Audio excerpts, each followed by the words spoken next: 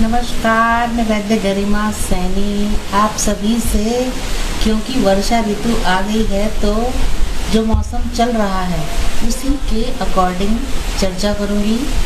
वर्षा ऋतु की चर्चा करूंगी। तो देखिए, क्यों ज़रूरी है चर्चा करना मौसम के बारे में, क्योंकि इस मौसम के हिसाब से ही हमारी बॉडी रिएक्ट करती है, हमारी बॉडी चलती है, हमारी बॉडी कार्य करती है।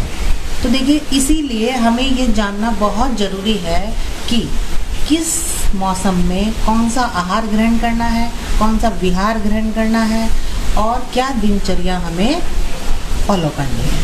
तो देखिए, जैसा कि आप जान रहे हैं कि अब मॉनसून आ गया है तो ड्राइनेस बढ़ेगी, वात बढ़ेगी, वात दोष बढ़ेगा।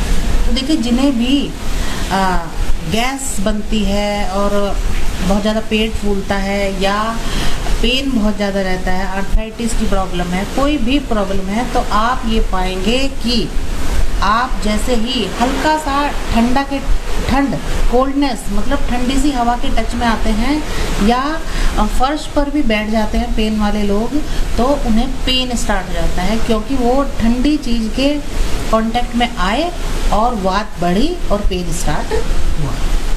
तो देखिए, खुद को इस पेन से बचाने के लिए हमें ठंडी चीज़ों से अब दूर रहना होगा। वर्षा ऋतु आ चुकी है तो ठंडी चीज़ों से दूर रहें। कोई भी ठंडी, जैसे नहाना है, अब आपको ठंडे पानी से नहीं नहाना है, आपको हल्के गर्म पानी से नहाना है। अब आपको पूरा ठंडा पानी नहीं पीना है, आपको हल्का गुनगुना पानी पीना है। अदरवाइज़ नॉर्मल पानी पिए, लेकिन कोई भी फ्रिज का पानी आप ना पिए। तो इस तरह से जैसे जैसे आप अगर कोल्ड चीज़ों को बढ़ाएंगे अपने में तो वात बढ़ेगी और पित्त का अक्यूमुलेशन हो रहा है, पित्त इकट्ठा हो रहा है बॉडी में, क्योंकि वात पित्त का तीनों दोषों का एक साथ चलना। हर ऋतु में कोई दोष बढ़ेगा, कोई दोष घटेगा, कोई शरीर में जमा होगा। तो इस तरह से अब जब वर्षा ऋतु आई है तो वात फैल रही है, प्रकोप हो रहा है, ऐसे ही पित्त इकट्ठा हो रहा है।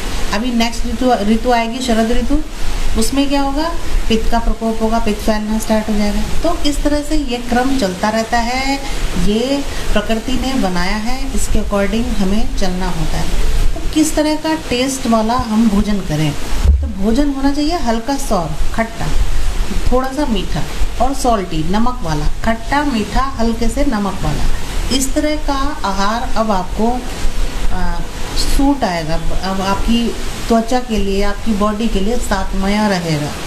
जैसे आप सांभर वगैरह खाते हैं तो खट्टा मीठा टाइप रहता है, बहुत ही अच्छा रहता है। तो इस तरह के जो सूप बनाकर पीते हैं तो दाल के सूप बनाकर पीजिए, ये आपकी सेहत के लिए बहुत बहुत अच्छे हैं। पुराना चावल, पुरानी जितने भी धन धान्य हैं, ये सब पुराने होने चाहिए और ये आपकी बॉडी के लिए अत्यधिक बेनिफिशियल हैं।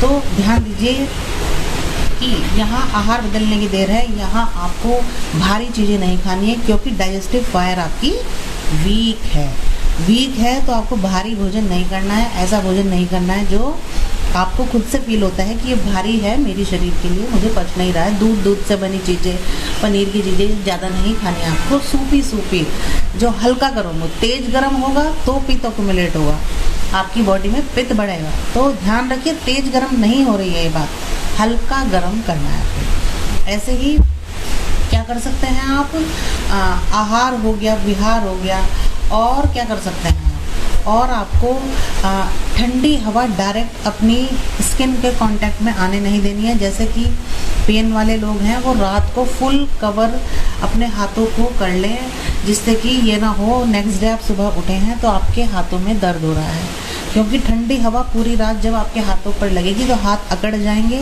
उनमें पेन स्टार्ट हो जाएगा, स्वेलिंग भी आ सकती है क्योंकि वात बढ़ रही है।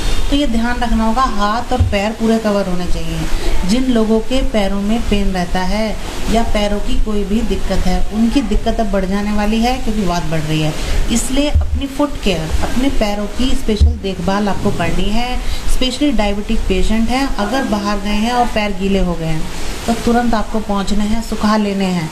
ऐसे ही बाल गीले हो गए तुरंत पहुँच लेने हैं और सुखाना है, ज़रा भी मॉइस्चर नहीं आने देना है, अदरवाइज़ स्किन इन्फेक्शन का खतरा बना रहता है। आपके नेल्स बड़े हुए हैं या नेल में मॉइस्चर है, पानी है, तो तुरंत आप उनको कट करिए, रेगुलर कट करिए नेल्स, वरना इसमें मॉइस्चर इकट्ठा होगा तो फंगल इन्फेक्शन के चांसेस बन जाएंगे। देखिए हर पॉइंट जो है आपको बता रहा है कि किस तरह का आहार करना है। जॉइंट पेन है तो आपको नीचे बिल्कुल नहीं बैठना है फर्श पर, फर्श आपको ठंडा लगेगा, पेन बढ़ेगा।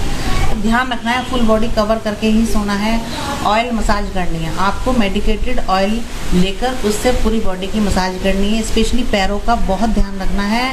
डायबिटिक वाले पेशेंट हैं, पैरों में इतनी जल्दी इन्फेक्शन होता है, गीला रहेगा तो, अगर वेट होता है, गीला होता है तो बार बार इसको सुखाना है, केयर करनी है अपने पैर की।